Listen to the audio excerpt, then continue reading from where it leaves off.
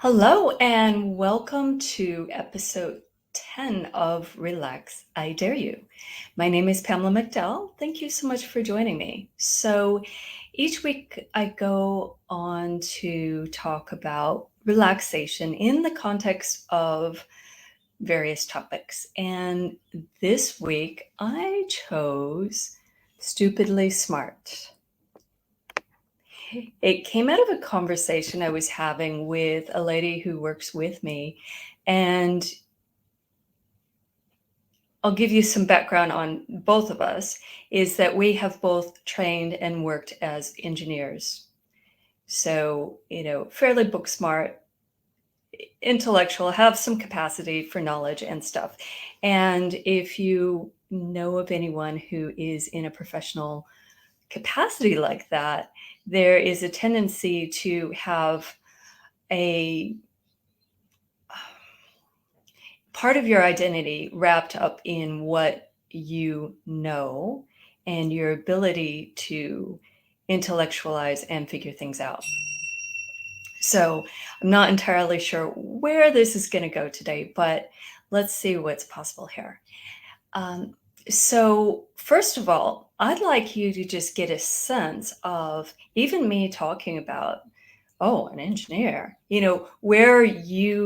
what that creates in your world and what you're aware of and what shows up energetically about, hierarchies or proving or, oh, I'm not good enough or I'm smarter than that or, whatever that is. And a lot of this is going to be unspoken, but just get a sense of kind of a static or a wonk in your world that you might be aware of.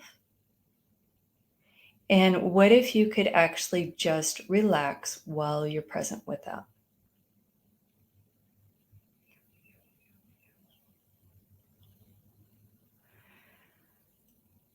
So, what I'd like to invite us today is to the possibility of um, where we didn't have to try to figure out how smart to look, how smart not to look.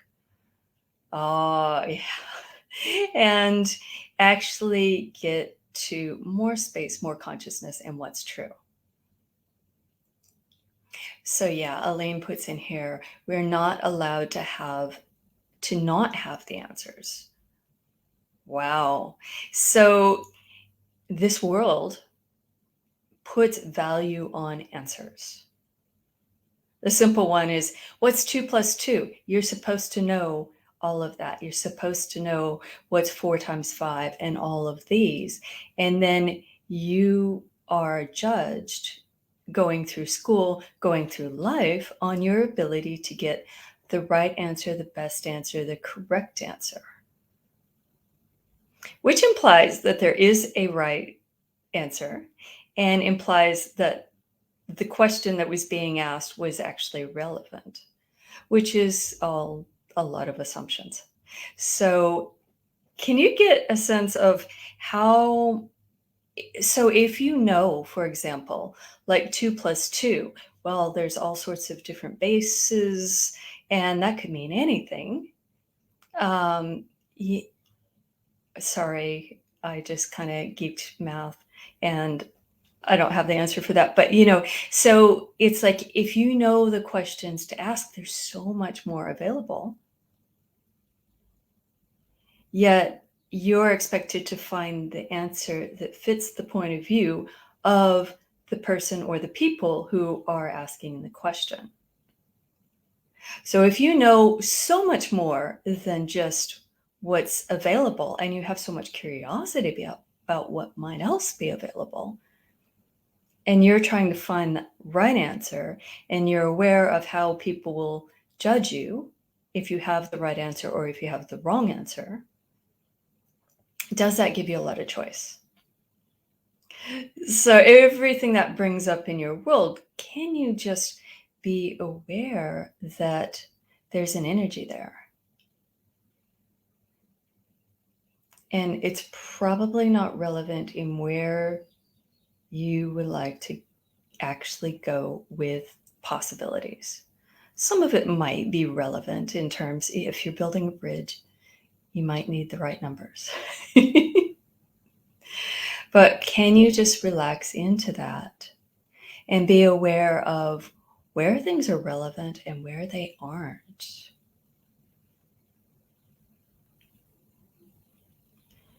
And where can you actually be the question, ask the question, and be willing to be the stupid one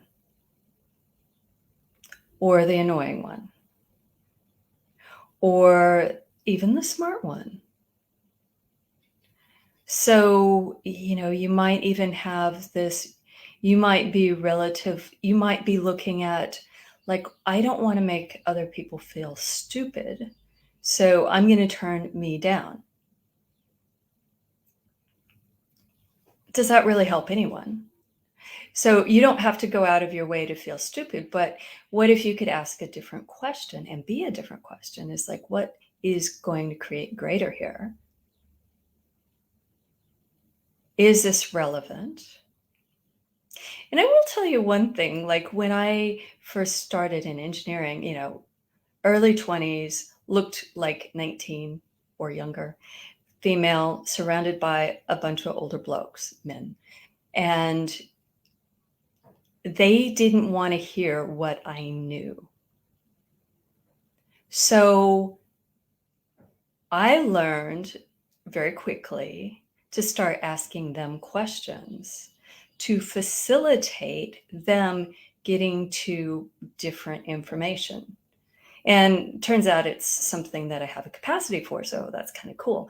But it also means that you can have something that you're aware of and you can start asking questions that might get someone else to start exploring what they're aware of as well. So if you're not attached to having the right answer and you're willing to contribute to other people expanding what they think is possible, what they think is correct, what gift is that? And everywhere you've made yourself wrong for that in any way, or that you've seen it as a coping mechanism rather than brilliant, can you just let that go?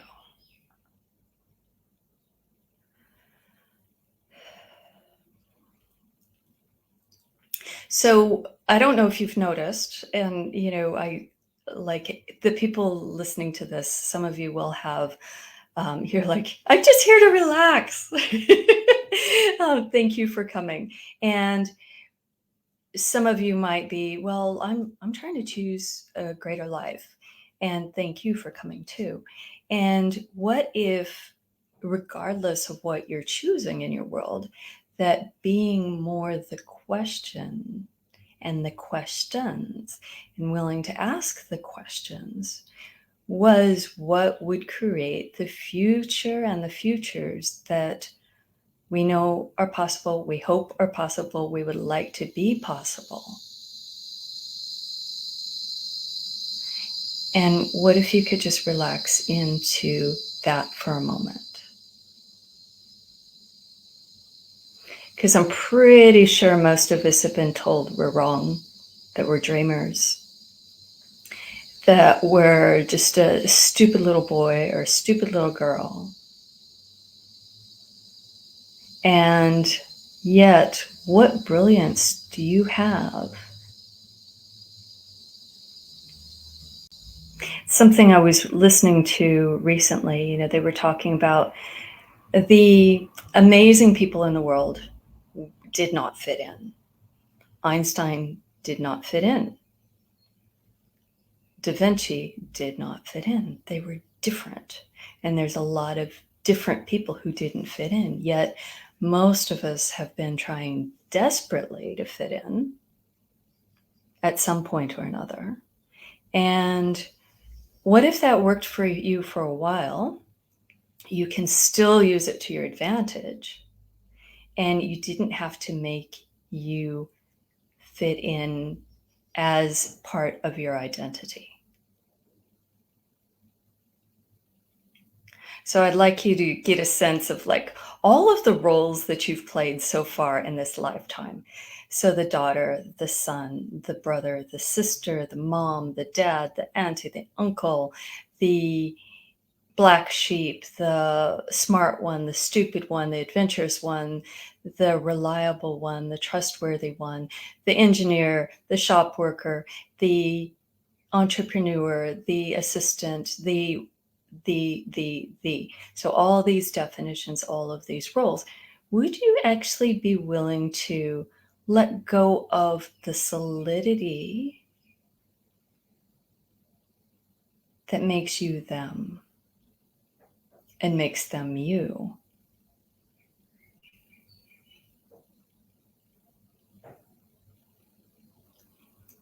So if you can let go of those definitions, those hurts, those brilliances of those experiences that you keep trying to use those templates to go forward into your life, what if you could just have them as interesting information that didn't dictate what you could choose going forward? Sorry about the dings, but that's a reminder app. I forgot to snooze before going on live. So anyway, I know I've covered a lot of stuff here, but everything that I've brought up here, can we just get present with it and be present with your body?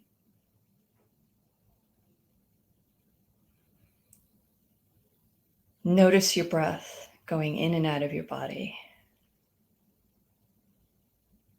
Notice that you have the support of the ground or a chair or something underneath you. And bring your attention as well to the corners of the room or the space that you're in. So I'm in a room right now. I've got like 4 corners on the floor, 4 corners on the ceiling. And you bring your attention to there, but also have your attention with your body and with your breath and with all of those energies we brought up. And now I'm going to add the trees and the birds and the oceans and the 4 corners of the floor and the 4 corners of the ceiling and your body and your breath and all of the history that you lived and we've stirred up in this conversation. And what if you could just allow it to all be, and anything that doesn't need to be solid starts to move and flow.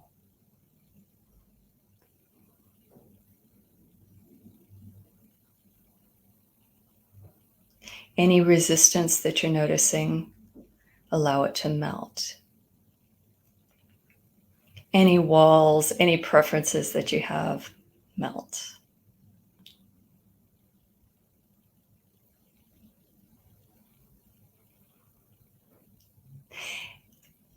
I'm going to go just touch on a topic here is one of the things that we use our history and our definitions for, and that's smart and stupid, is to help us choose what to go forward. So what if you could discard those as your wayfinders, your compasses, and your direction setters about what you would like to choose? And what if you could actually start to trust you and your choices? Okay, so everything that's showing up when I talk about that, can you allow that to melt as well? And that's probably a topic for another time, but I'd like to just put that into your world. That question is, what could I choose here? What would it be like if I actually trusted me and trusted my choices and was willing to choose again and was willing to have the conversations that most people avoid and was willing to take the actions that most people avoid without defining what that is or isn't? And you can just allow some melt in there. And what if you never had to get the right, good perfect or correct answer, or avoid being wrong, or avoid making other people wrong. And you actually got more freedom to choose.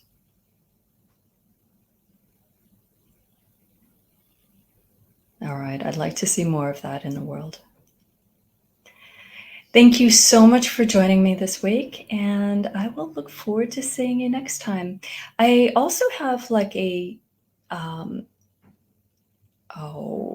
was it a group? So if you're seeing this, if you go onto the Facebook page, there's a Facebook group you can join. And if you'd like to check that out, we can put some links for you, and see you next time. Thanks for joining. Bye for now.